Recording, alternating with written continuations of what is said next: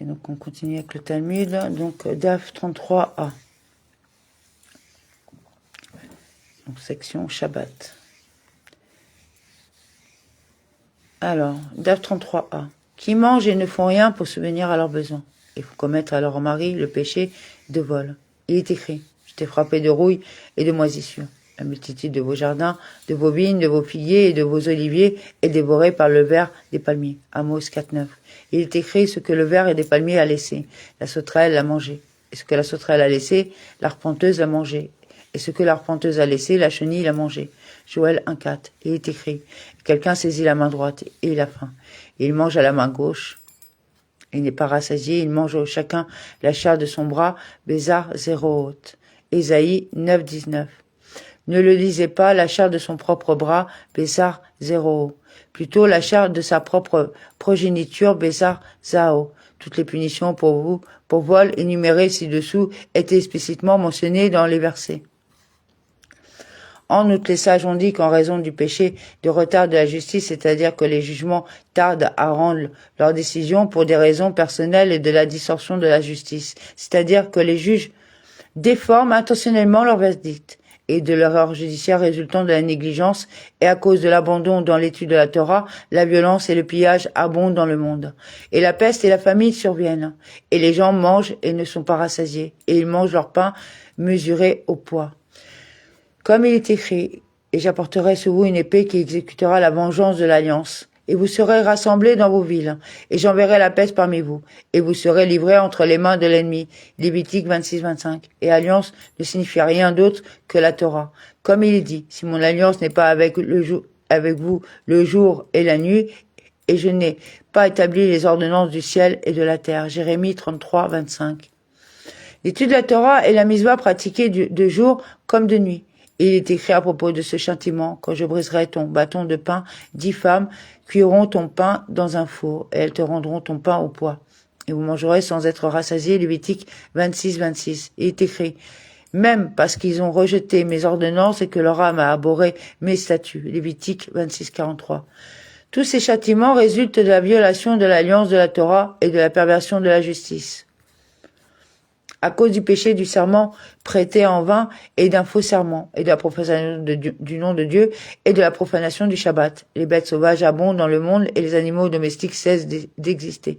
Et les êtres humains diminuent en nombre, et les routes devenaient désolées comme il est dit. Et si malgré ces choses, Béhélet, vous ne vous laissez pas corriger par moi. Mais si vous marchez contre moi avec désinvolture, Lévitique 26-23. Ne lisez pas ces Béhélet, plutôt à cause d'un vain serment, Béala.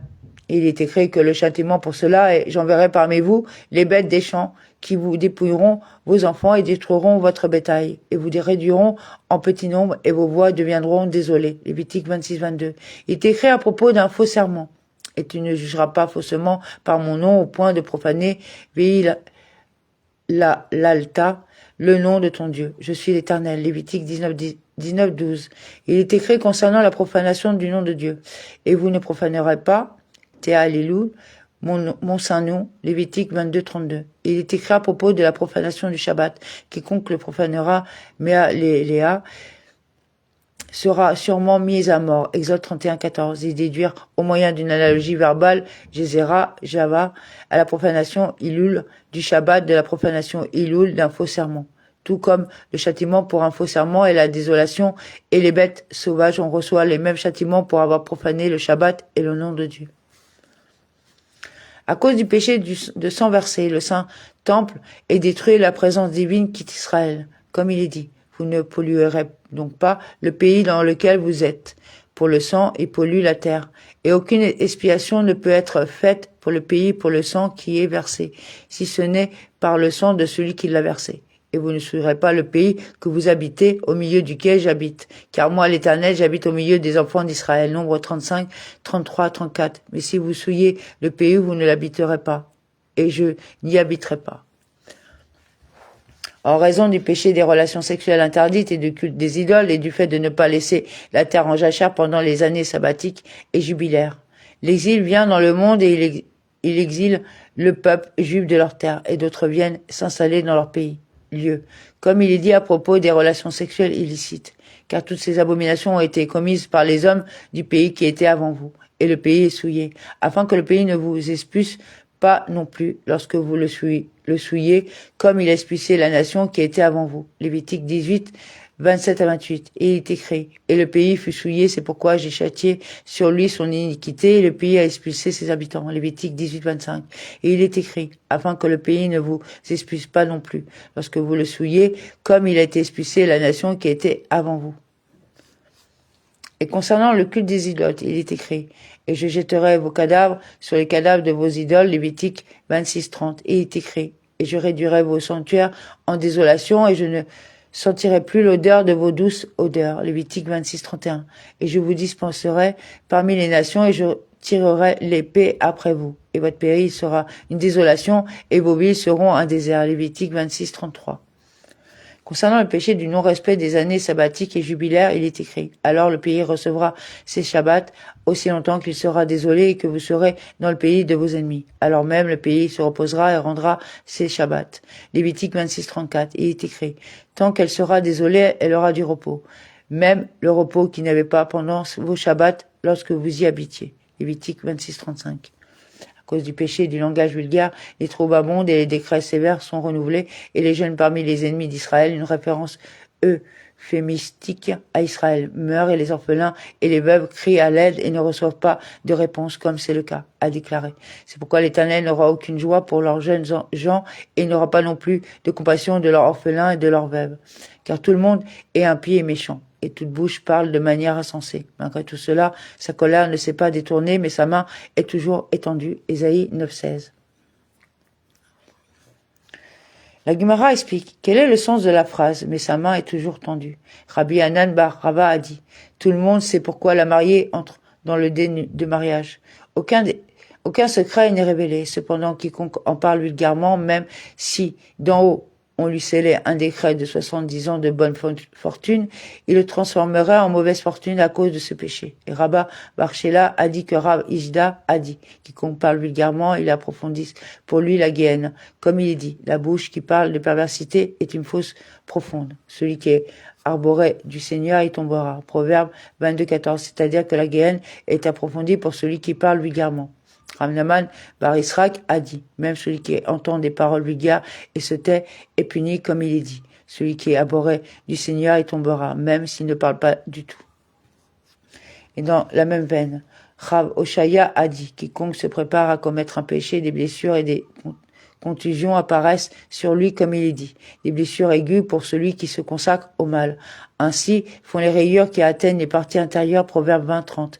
Et pas seulement cela, mais il a condamné à souffrir de la maladie, l'œdème hydrocane, comme il est dit. Il en va de même pour les rayures qui atteignent les parties intérieures, Rav Nahman bar Israq a dit, ainsi n'indiquant celui qui a commis un péché et la maladie hydrocane qui afflige les parties intérieures.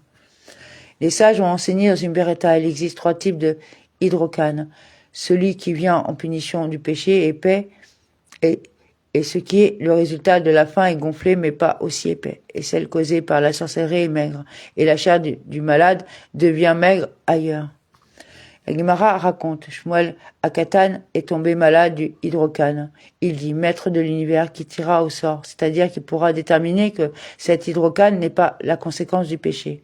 Il a été guéri. Abé est également tombé malade du hydrocane. Rav a témoigné et a dit de lui, je sais à propos de Naamani, Abé qui se meurt de faim et que son hydrocane est le résultat de la faim. La Gemara raconte que Rav est tombé malade du hydrocane et ils ont demandé. Mais Rava ne s'est pas affamé, il n'y a aucune raison de le soupçonner de péché et nous ne pouvons pas dire qu'il a contracté le hydrocane parce qu'il ne s'est pas soulagé à temps. Rava savait se soulager car c'est lui qui a dit il y a eu plus de morts à cause du pot de chambre parce qu'ils n'ont pas pris soin de se soulager à temps que de personnes enflées à cause de la famine. La Gemara répond, Rava est différent car les sages l'obligent à rester en place contre son gré pendant qu'il donne ses cours. Comme il ne pouvait pas se soulager, il est tombé malade du hydrocane. Dans le même ordre d'idées, les sages ont enseigné dans un Beretta qu'il existe 4 signes. Un signe du péché est le hydrocane, un signe de la haine gratuite est la jaunisse, un signe d'arrogance est la pauvreté et un signe de la calomnie est l'ascara. Les sages ont enseigné. Ascara vient au monde en guise de punition. DAF 33b. Pour avoir négligé de séparer les dîmes, Rabbi Elazar, fils de Rabbi Yosei, dit « Askara est une punition pour la calomnie ». Rava a dit, et certains disent que c'est Rabbi Yehoshua ben Lévi qui l'a dit. Quel est le verset qui fait allusion à cela? Mais le roi se réjouira en Dieu. Quiconque jure par lui se glorifiera, car la bouche de ceux qui disent des mensonges sera fermée. Psaume 63, 12. La punition pour avoir menti et que la bouche sera fermée, Askara affecte la bouche ainsi que d'autres parties du corps. Un dilemme s'est posé devant ceux qui étaient assis dans la salle d'études. Rabbi Elazar, fils de Rabbi Yosei, a dit que l'Askara n'est qu'une punition pour la calomnie. Ou peut-être a-t-il dit que c'était aussi pour la calomnie. Venez entendre une résolution à ce dilemme à partir de ce qui a été enseigné dans une Beretta. Lorsque nos sages sont entrés dans la vigne à Yavne, Rabbi Yehuda et Rabbi Elazar, fils de Rabbi Yosei, et Rabbi Shimon étaient là. Et une question a été posée avant à propos de ce fléau d'Askara. Pourquoi commence-t-il dans les intestins et se termine-t-il dans la bouche? Rabbi Yehuda, fils de Rabbi Ilaï, qui était le chef des orateurs en tout lieu, répondit et dit: même si les reins conseillent et que le cœur comprend et que la langue façonne la voix qui sort de sa bouche, néanmoins la bouche complète la formation de la voix. Par conséquent, la maladie commence au même endroit que la calomnie et se termine dans la bouche. Rabbi Elazar, fils de Rabbi Yosei, répondit: cette maladie se termine dans la bouche parce qu'on mange avec elle des choses non cachères. Ils se sont immédiatement posé la question suivante. Cela vous vient-il à l'esprit de dire que l'Askara est causée par la consommation d'aliments non cachères? Ceux qui mangent des aliments non cachers sont-ils si nombreux? Il s'agit plutôt d'une punition pour avoir mangé des aliments qui n'ont pas été préparés rituellement, c'est-à-dire qui n'ont pas reçu la dîme. Rabbi Shimon répondit et dit: cette maladie est une punition pour le péché d'abandon dans l'étude de la Torah. Ils lui dirent: les femmes prouveront que l'abandon dans l'étude de la Torah n'en est pas la cause, car elles ne sont pas obligées d'étudier la Torah et néanmoins elles contractent l'Askara. Il lui répondit: elles sont punies parce qu'elles empêchent leur mari d'étudier la Torah. Et lui dirent: les païens prouveront que ce n'est pas la cause, car ils contractent aussi l'Askara même s'ils ne sont pas obligés d'étudier la Torah. Il leur répondit: ils sont également punis parce qu'ils empêchent Israël d'étudier la Torah. Et lui dirent: les enfants prouveront que ce n'est pas la cause, car ils ne se sont pas du tout obligés d'étudier la Torah et ils souffrent aussi d'Askara. Il leur répondit: ils sont punis parce qu'ils empêchent leur père d'étudier la Torah.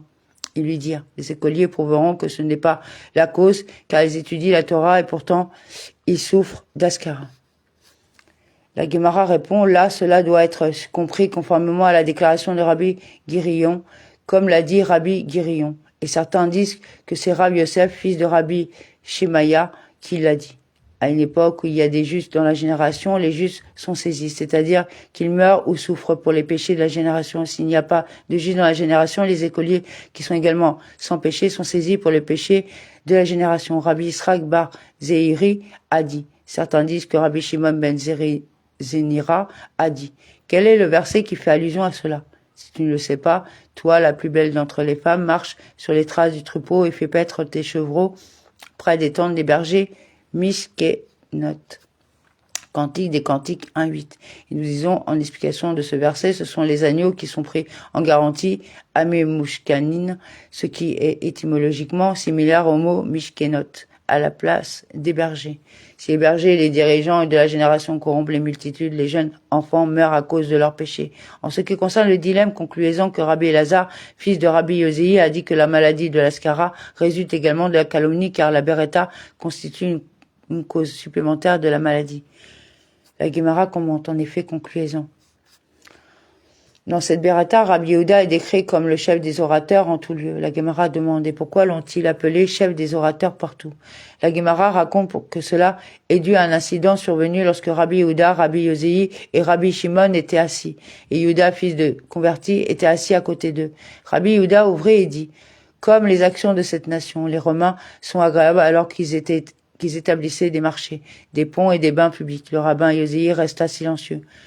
Rabbi Shimon ben Yoaï répondit et dit: tout ce qu'ils ont établi, ils l'ont établi uniquement pour leur propre dessein. Ils établirent des marchés pour y placer les prostituées, des bains publics pour se faire plaisir et les ponts pour percevoir les impôts de tous ceux qui les traversent. Yehuda, fils de converti, alla rapporter leurs déclarations à sa maison et ces déclarations continuèrent à se répandre jusqu'à ce qu'elles soient entendues par la monarchie. Ils régnèrent et dirent: Yehuda, qui a élevé Le régime romain sera élevé et nommé chef des sages, chef des orateurs en tout lieu. Joséi, qui est resté silencieux, sera exilé de son domicile en Judée en guise de punition et envoyé dans la ville de Tsippori en Galilée. Et Shimon, qui a dénoncé le gouvernement, sera tué. Rabbi Shimon bar Yoaï et son fils, Rabbi Elazar, allèrent se cacher dans la salle d'études. Chaque jour, la femme de Rabbi Shimon leur apportait du pain et une cruche d'eau et y mangeaient. Lorsque le décret s'est intensifié, Rabbi Shimon a dit à son fils, « Les femmes sont facilement impressionnables et par conséquent, il y a lieu de s'inquiéter et de peur que les autorités de la torture et qu'elles ne relèvent où nous trouvons. » Ils y sont allés et se sont cachés dans une grotte. Un miracle se produisit et un caroubier fut créé pour eux, ainsi qu'une source d'eau. Ils enlevaient leurs vêtements et s'asseyaient couverts de sable jusqu'au cou. Ils s'étudiaient ainsi la Torah toute la journée. Au moment de la prière, ils s'habillaient, se couvraient et priaient. Et ils retiraient ensuite leurs vêtements afin qu'ils ne soient pas en lambeaux. Ils restèrent dans la grotte pendant 12 ans. Élie, le prophète, vint se tenir à l'entrée de la grotte et dit, « Qui informera Bar Yoaï que l'empereur est mort et que son décret a été abrogé ?» Ils sortirent de la grotte et vinrent des gens qui labouraient et semaient. Rabbi Shimon bar Yoaï a dit, ces gens abandonnent la vie éternelle d'étude de la Torah et s'engagent dans la vie temporelle, pour leur propre subsistance. La Gemara raconte que chaque endroit vers lequel Rabbi Shimon et son fils Rabbi Elazar dirigeaient leurs yeux fut immédiatement brûlé. Une voix divine émergea et leur dit, « Êtes-vous sortis de la grotte pour détruire mon monde ? Retournez dans votre grotte. » Ils y retournèrent et restèrent assis là pendant 12 mois. Ils dirent, le jugement des méchants dans la Géhenne dure 12 mois. Leur péché a sûrement été expié à cette époque-là. Une voix divine émergea et leur dit, sortez de votre grotte. Ils ont émergé partout où Rabbi Elazar frappait, Rabbi Shimon guérissait. Rabbi Shimon dit à Rabbi Elazar, mon fils, toi et moi suffisons pour le monde entier, puisque nous sommes tous les deux engagés dans l'étude appropriée de la Torah. Alors que le soleil se couchait la veille de le Shabbat, ils aperçurent un homme âgé qui tenait 2 bottes de branches de myrrhe et courait au crépuscule. Ils lui dirent, pourquoi as-tu ça? Il leur dit, en l'honneur de Shabbat, ils lui dirent, et qu'un seul suffise. Il leur répondit, l'un correspond à, souvenez-vous du jour de Shabbat pour le sanctifier. Exode 28. Et l'autre correspond à observer le jour du Shabbat pour le sanctifier. Deutéronome 5.12. Rabbi Shimon dit à son fils, voyez combien les mitzvot sont chers à Israël. Leur esprit était apaisé et ils n'étaient plus aussi contrariés par le fait que les gens ne s'adonnaient pas à l'étude de la Torah. Rabbi Pinas ben Yair, le gendre de Rabbi Shimon, l'entendit et sortit pour le saluer. Il l'a mené au bain et a commencé à s'occuper de sa chair. Il vit que Rabbi Shimon avait des fissures sur la peau de son corps. Il pleurait et les larmes coulaient de ses yeux et causaient de la douleur à Rabbi Shimon. Rabbi Pinas dit à Rabbi Shimon, son beau-père, « Malheur à moi de t'avoir vu ainsi. » Rabbi Shimon lui dit, « Heureux es-tu de m'avoir vu ainsi, car tu ne m'avais pas vu ainsi, tu n'aurais pas trouvé en moi cette importance dans la Torah, comme le raconte la Gemara. » Au début, lorsque Rabbi Shimon ben Yoaï soulevait une difficulté, Rabbi Pineas ben Yair répondait à sa question par 12 réponses. En fin de compte, lorsque Rabbi Pineas ben Yair soulevait une difficulté, Rabbi Shimon ben Yoaï répondait par 24 réponses. Rabbi Shimon a dit, puisqu'un miracle s'est produit pour moi, j'irai réparer quelque chose pour le bien des autres en remerciement pour la bonté de Dieu, comme il était créé. Jacob arriva tout entier à la ville de Sichem, qui est au pays de Canaan, quand il venait de Padan Aram, et il embellit l'apparence de la ville. Genèse 33-18. Rav a dit, la signification de « et Jacob est venu entier et dans tout son corps, dans tout son argent, tout dans sa Torah. » Et qu'a-t-il fait? Il embellit le visage de la ville, il a accompli des actes gracieux au profit de la ville. Rav a dit, Jacob a établi une monnaie pour eux. Et Shmuel a dit, il leur a établi des marchés. Et Rabbi Yohanan dit, il leur fit construire des bains publics. Quoi qu'il en soit, il est évident que celui pour qui un miracle se produit doit accomplir un acte de gentillesse envers son prochain en signe de gratitude. Il a dit, y a-t-il quelque chose qui a besoin d'être réparé? Il lui dit, il y a un endroit où il y a une incertitude quant à l'impureté rituelle. Et on continuera demain. Amen, merci beaucoup.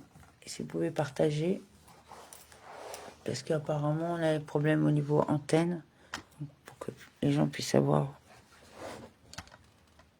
la lecture pour pour ceux qui n'ont pas les livres, pour ceux qui ont du mal à lire, pour l'élévation des âmes qui sont parties.